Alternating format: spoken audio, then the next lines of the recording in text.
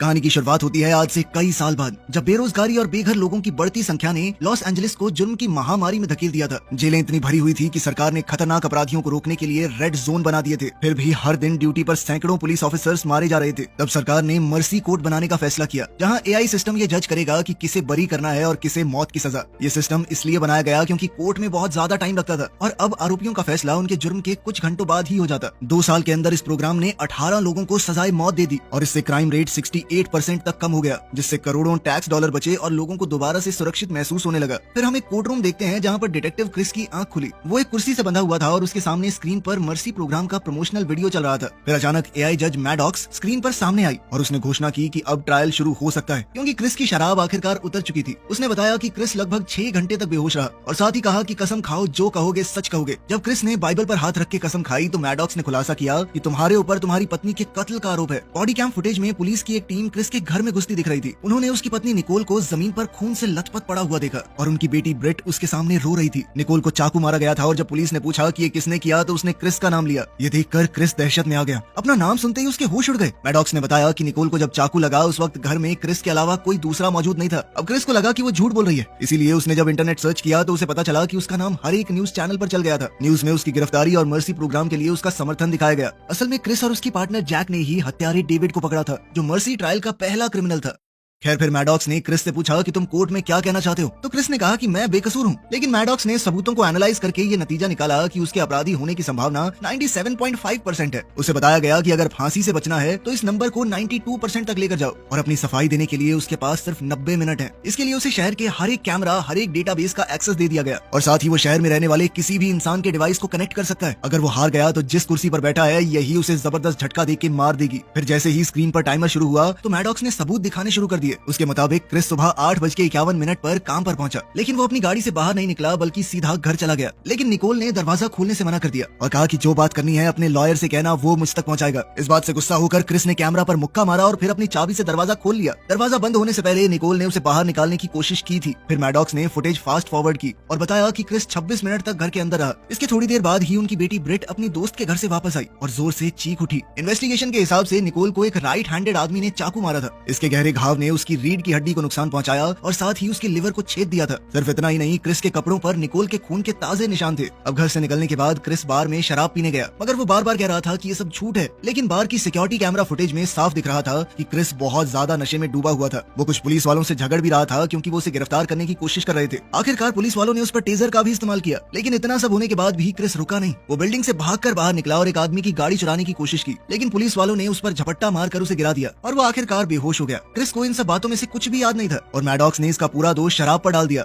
इस पर क्रिस ने कहा कि मैं अपनी बेटी ब्रिट से बात करना चाहता हूँ, लेकिन ट्रायल के रूल्स के हिसाब से गवाहों को सिर्फ कॉल किया जा सकता है और 18 साल से कम उम्र के लोगों को तो ये भी अलाउड नहीं है। फिलहाल ब्रिट अपने नाना नानी के घर पर थी, लेकिन रूल्स में ये भी लिखा है कि अगर किसी आदमी का मरे हुए इंसान से रिश्ता हो तो वो इंसान एक मैसेज भेजकर कॉल की रिक्वेस्ट कर सकता है। अब क्रिस ने अलग अलग तरीके से अपनी बात कहने की कोशिश की, लेकिन उसे समझ ही नहीं आ रहा था कि क्या लिखे। आखिरकार उसने मैडॉक्स से ही कहा कि ब्रिट को एक ऑटोमेटिक मैसेज भेज दो अपना, अगर अपने बाप पर भरोसा होगा तो बात कर लेगी। रूल्स ये भी कहते थे कि आरोपी अपने स्पॉन्सर से बात कर सकता है। फिर स्क्रीन पर अल्कोहलिक्स एनोनिमस से रॉब की वीडियो चल रही थी, जहां वो क्रिस को डांट रहा था कि जब तेरा पीने का मन हो रहा था तो तूने मुझे कॉल क्यों नहीं की। असल में रॉब निकोल के साथ काम करता था और जब निकोल अपनी शिफ्ट पर नहीं पहुंची तो पुलिस को फोन भी उसी ने किया था।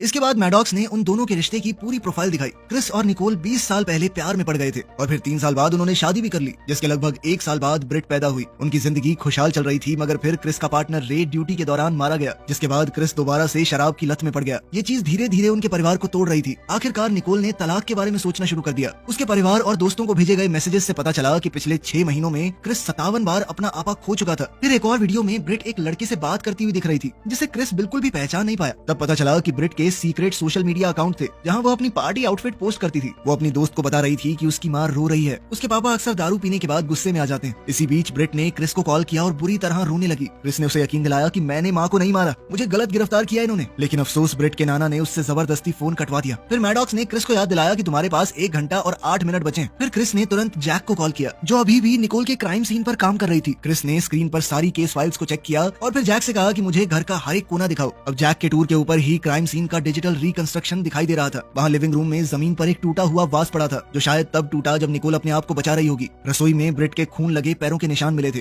और दीवार पर भी खून के निशान थे, जो मारपीट की तरफ इशारा कर रहे थे। एक टूटी हुई प्लेट दिखा रही थी कि निकोल ने खुद को बचाने की कोशिश की थी और एक नाइफ सेट से एक चाकू गायब था, जिसे मर्डर के लिए इस्तेमाल किया गया था। उस चाकू पर क्रिस के फिंगरप्रिंट भी थे। इस पर उसने सफाई दी कि मेरा ही घर है भाई, मैं कुकिंग के लिए इस्तेमाल करता था उसे, सब्जियां कैसे काटूंगा। साथ ही पुलिस को कुछ बाल, स्किन और डीएनए भी मिला, जो क्रिस से बिल्कुल मैच करता था। फिर क्रिस ने निकोल के फोन रिकॉर्ड्स चेक किए, क्योंकि उसे याद था कि वो झगड़े के बाद किसी को तो टेक्स्ट कर रही थी, लेकिन उस वक्त के आसपास का कोई भी टेक्स्ट या कॉल रिकॉर्ड भी नहीं मिला। तब क्रिस ने पूछा कि उसका काम वाला फोन भी था। मैडॉक्स को ये पता नहीं था कि निकोल के पास दूसरा फोन भी है, इसीलिए उसने क्रिस के कॉल रिकॉर्ड से नंबर निकाला और उस पर फोन किया। उधर घर में जैक को कहीं से रिंगटोन सुनाई दी। वो उस आवाज का पीछा करते हुए बाहर खड़ी एक गाड़ी तक जा पहुंची। उसने गाड़ी का शीशा तोड़ दिया और निकोल के फोन को बाहर निकाला, लेकिन तब पता चला कि ये फोन तो रजिस्टर्ड ही नहीं है। इस फोन का उनके पास कोई रिकॉर्ड नहीं था। इस बरामद किए गए फोन से पता चला कि इस फोन से सिर्फ एक ही नंबर को कॉल और टेक्स्ट भेजे गए थे और वो नंबर भी इसी तरह ब्लैक मार्केट से खरीदा गया था, वो भी रजिस्टर्ड नहीं है। मैडॉक्स ने उस खुफिया नंबर पर कॉल किया, लेकिन जैसे ही सामने वाले ने उसकी आवाज सुनी, उसने तुरंत फोन काट दिया। मगर इतना काफी था लोकेशन को ट्रैक करने के लिए। और फिर जैक अपनी फ्लाइंग बाइक पर वहाँ के लिए निकल पड़ी। इंतजार करते हुए मैडॉक्स को एहसास हुआ कि क्रिस पहले से ये बात जानता था कि निकोल कुछ तो छुपा रही है, और इस पर उसने बताया कि तुम्हारे अपराधी होने की परसेंटेज अब 0.1% कम हो चुकी है। उधर फोन एक होटल में मिला और कोई उसे पीछे के दरवाजे से बाहर ले जाने वाला था। अब जैक दो और ऑफिसर्स के साथ उस बैक डोर को ब्लॉक करने के लिए दौड़ी, जहां से पैट्रिक नाम का आदमी भागने की कोशिश कर रहा था। जैसे ही उसने पुलिस को देखा, वो वापस अंदर भागा और फिर चूहे बिल्ली का खेल शुरू हो गया। मैडॉक्स ने उसकी प्रोफाइल को चेक किया तो पता चला कि वो एक शेफ है, जिसने अपना किराया नहीं भरा था और उसके ऊपर 2 ठगी के आरोप भी लगे थे। ऑफिसर्स ने पैट्रिक का होटल के अंदर पीछा किया, लेकिन वो ऐसे इलाके में घुस गया जहाँ पर कैमरा नहीं थे और फिर उन्हें चकमा देने में कामयाब हो गया। लेकिन फिर जैक ने एक ड्रोन भेजा, जिसने पैट्रिक को छत पर ढूंढ लिया और ऑफिसर तुरंत उसके पीछे पहुंच गए। आखिरकार उन्होंने उसे धर दबोचा। अब पैट्रिक ने दावा किया कि मैंने कुछ नहीं किया, मैं तो सिर्फ इसलिए भागा क्योंकि मैं डर गया था। पुलिस वालों पे भरोसा नहीं है मुझे, तुम क्या पता क्या इल्जाम लगा दो। क्रिस हैरान था कि निकोल ऐसे आदमी के साथ क्या कर रही थी। इस पर पैट्रिक ने कहा कि मैंने निकोल को वो सब कुछ दिया जो क्रिस नहीं दे पाया था। उसने माना कि मेरा निकोल के साथ रिश्ता था, हम कुछ डेट्स पर भी गए थे, लेकिन बात कभी ज्यादा आगे नहीं बढ़ी। निकोल प्राइवेट बात करना चाहती थी, इसीलिए उसने इन अनरजिस्टर्ड फोन्स का इस्तेमाल किया। जल्द ही मैडॉक्स को उन डेट्स की फुटेज मिल गई जो इस कहानी को कंफर्म करती थी। पैट्रिक ने कहा कि मैं तो पूरा दिन काम पर था और सिक्योरिटी कैमरास की फुटेज ने भी इस बात को सच साबित किया, इसीलिए वो किलर नहीं हो सकता। फिर भी जैक ने उसे पुलिस से भागने के लिए अरेस्ट कर लिया। अब सिर्फ 53 मिनट बचे थे और पैट्रिक के बेगुनाह साबित होने की वजह से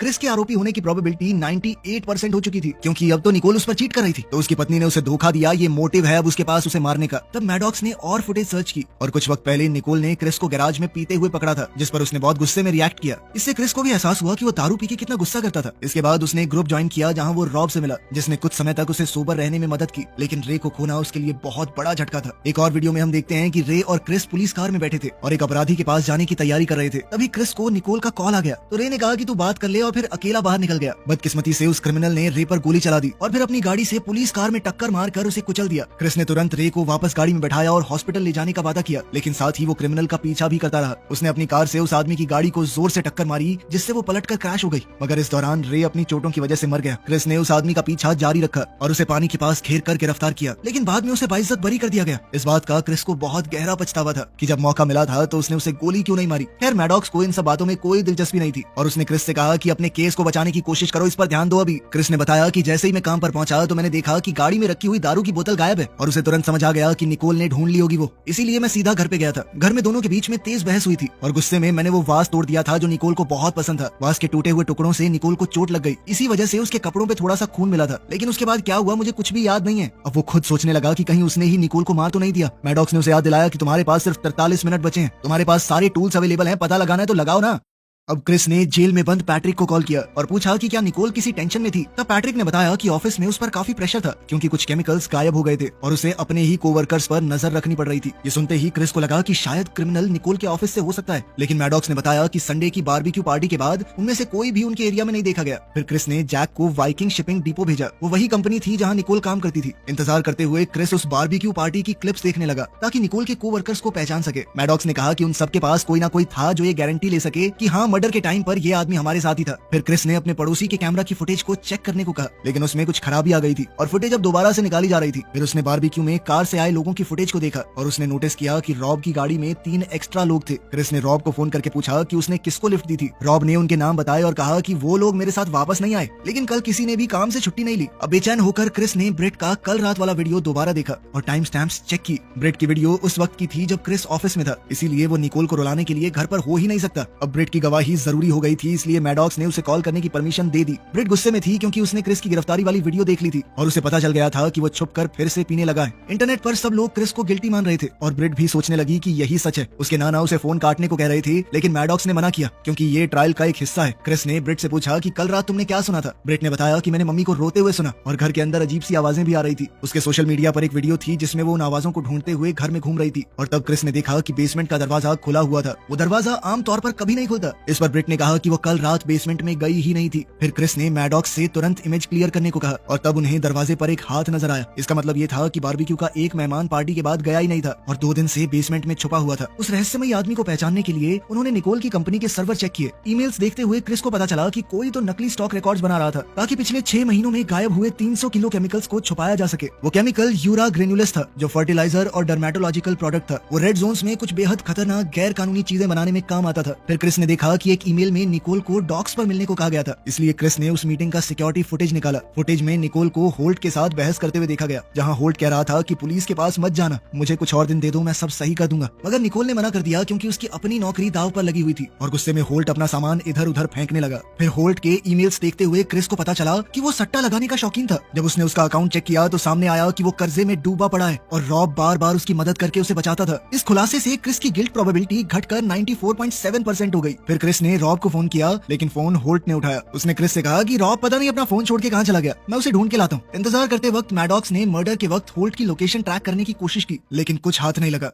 अब क्रिस ने उसे पड़ोसी के कैमरे की फुटेज दोबारा चेक करने को कहा। इस बार झाड़ियों में कुछ हिलता हुआ दिखा, लेकिन फुटेज अभी पूरी तरह अपलोड नहीं हुई थी। थोड़ी देर बाद होल्ट वापस फोन पर आया और बोला कि उसे रॉब कहीं नहीं मिला। क्रिस ने उस पर केमिकल्स चुराने का इल्जाम लगाया। तब होल्ट ने सच बताया कि असल में चोरी रॉब कर रहा था। होल्ट को लगता था कि वो रॉब का एहसानमंद है, इसीलिए उसने निकोल के मामले में भी उसकी मदद करने की कोशिश की। अब वो खुद उसे ढूंढ नहीं पा रहा था। फिर एक कोवर्कर ने बताया कि रॉब एक ट्रक लेकर निकला था। होल्ट ने यह भी बताया कि रॉब कल काम पर नहीं आया था और आखिरी बार उसे बारबेक्यू में देखा गया था। उस दिन रॉब ने मुझसे कहा था कि मैं बाकी लोगों को अपनी कार में लिफ्ट दे दूं, जबकि वो खुद थोड़ी देर और रुकेगा। फिर मैडॉक्स ने मिसिंग ट्रक को ट्रैक कर लिया और क्रिस ने जैक को उसके पीछे भेजा क्योंकि उसे याद था कि रॉब के पास बंदूक का लाइसेंस है। इसी दौरान पड़ोसी के कैमरे की फुटेज फाइनली अपलोड हो गई और उन्होंने देखा कि रॉब पड़ोसी की कार के ट्रंक से बाहर निकल रहा था। फिर भी क्रिस के गुनहगार होने की प्रोबेबिलिटी सिर्फ 93.4% तक आई। इस बात से वो बहुत गुस्सा हुआ। उसने मैडॉक्स से बहस करनी शुरू की और उसके इतने गहरे सवालों की वजह से मैडॉक्स थोड़ी देर के लिए ग्लिच करने लगा। खैर अब सिर्फ 19 मिनट बचे थे। क्रिस ने जंगल में रहने वाले अपने कुछ दोस्तों से कॉन्टैक्ट किया और उन्हें रॉब की बंदूकों के बारे में बताया। अब जैक और उसकी टीम ने रॉब के घर को घेर लिया और अंदर घुस गए, लेकिन वो कहीं नहीं मिला। क्रिस ने देखा कि बाहर ट्रक खड़ा ही नहीं है। तब उसे समझ आया कि रॉब ट्रैकर निकाल कर ट्रक को घर पर ही छोड़ गया और वो खुद कहीं और ही निकल चुका था। फिर मैडॉक्स ने पूरे शहर में ट्रक को ढूंढा, लेकिन लाइसेंस प्लेट नहीं मिली, मतलब रॉब ने उन्हें भी उतार दिया था। अब क्रिस ने जैक से वाइकिंग शिपिंग कंपनी के ट्रक के लिए अलर्ट जारी करने को कहा। रॉब के घर में पुलिस को एक टूटी हुई तस्वीर मिली जिसके फटे हुए कोने पर एक हाथ नजर आ रहा था। असल में रॉब बचपन में एक चिल्ड्रंस होम में पला बड़ा था और उसके रिकॉर्ड्स एक डेटा हैक में खो गए थे। इसीलिए मैडॉक्स को असली फोटो ऑनलाइन ढूंढने में वक्त लगने लगा। बाद में गैराज के अंदर पुलिस को केमिकल्स और जले हुए सबूत मिले। औजार देखकर समझ आया कि रॉब केमिकल्स को बेच नहीं रहा था, बल्कि उनसे बहुत खतरनाक चीजें बना रहा था। ट्रक की नंबर प्लेट्स भी वहीं पर मिली, साथ ही एक किताब जो केमिकल से बम बनाने का तरीका सिखाती थी। अगर रॉब ने बम बना ही लिया है तो ये पता लगाना जरूरी था कि टारगेट है कौन।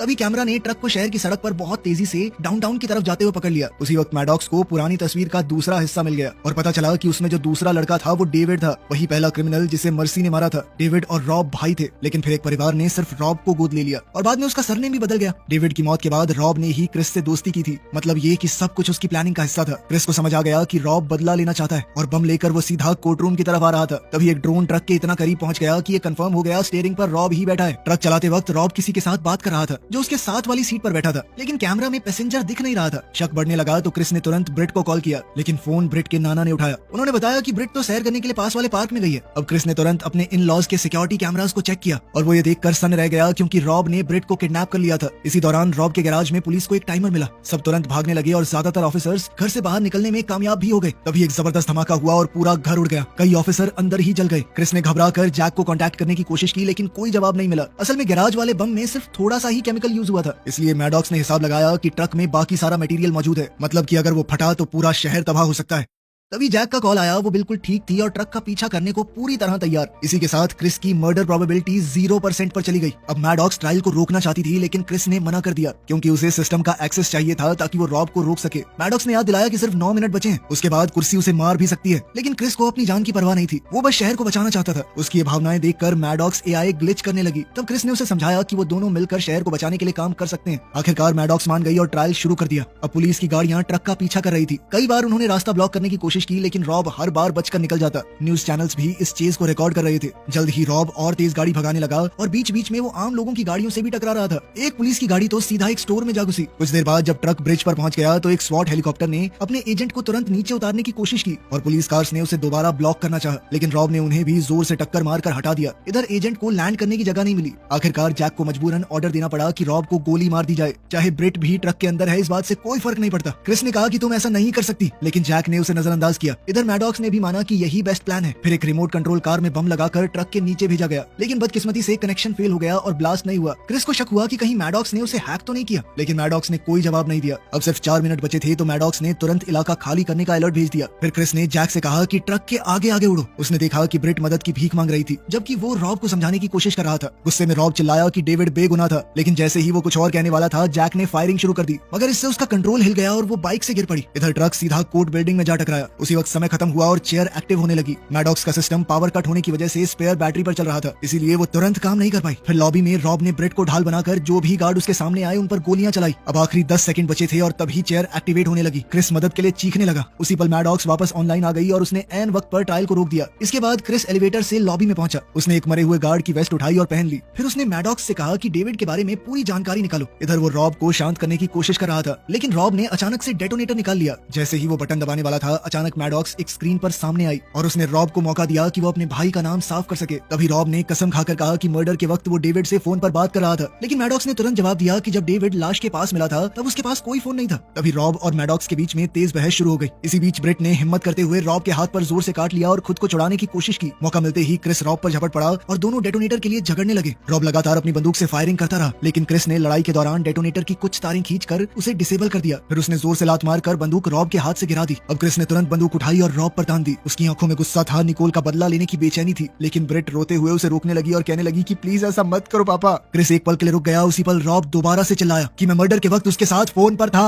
और उसने पुलिस चौकी में कॉल भी की थी। लेकिन तभी अचानक जैक ने गोली चला दी और वो सीधा रॉब को लगी। क्रिस ने तुरंत जैक को रोका कि कहीं वो दोबारा फायर करके उसे खत्म न कर दे। इधर जमीन पर पड़ा रॉब हिचकिचाते हुए बोला कि उसने पुलिस थाने में एक औरत से बात की थी जिसने वादा किया था कि वो डेविड की कॉल हिस्ट्री चेक करेगी। मतलब जिसने भी डेविड को अरेस्ट किया वो सच जानता था। अब मैडॉक्स ने तुरंत पुलिस स्टेशन के कॉल रिकॉर्ड्स चेक किए और ये कंफर्म किया कि किसी ने रॉब की हिस्ट्री देखी तो थी और डेविड के साथ वो कॉल पर था। तभी क्रिस को अचानक याद आया कि डेविड को अरेस्ट करने वाली ऑफिसर तो जैक ही थी। उसने गुस्से में जैक से सच पूछा, मगर वो चुप रही। लेकिन मैडॉक्स अब उसकी हिस्ट्री स्कैन कर रही थी। तब ये खुलासा होता है कि डेविड का फोन एविडेंस बॉक्स में था, लेकिन जैक ने उसे वहां से निकालकर नदी में फेंक दिया था। आखिरकार जैक ने ये कबूल कर लिया कि मैंने ही ये सब कुछ किया था। उसका कहना था कि वो पब्लिक को दिखाना चाहती थी कि मर्सी सिस्टम काम करता है और शहर को सुरक्षित रखना जरूरी है। इस पर क्रिस ने कहा कि शहर को सिर्फ सुरक्षा नहीं, इंसाफ भी चाहिए। फिर उसने बाकी ऑफिसर्स को ऑर्डर दिया कि जैक को अरेस्ट किया जाए। आखिरकार सब कुछ खत्म होने के बाद क्रिस भागते हुए अपनी बेटी के पास गया और उसे गले लगा लिया। दूसरी तरफ मैडॉक्स को एहसास हुआ कि उसने एक बेगुनाह आदमी की जान ले ली थी। वो खुद से पूछने लगी कि उसने ये क्या कर दिया। तब क्रिस ने शांत आवाज में कहा कि इंसानों की तरह एआई भी गलती कर सकती है और तुम्हें भी अपनी गलती से सीखना चाहिए। वीडियो पसंद आई तो लाइक कर देना, चैनल को सब्सक्राइब कर लेना। मिलते हैं अगली वीडियो में।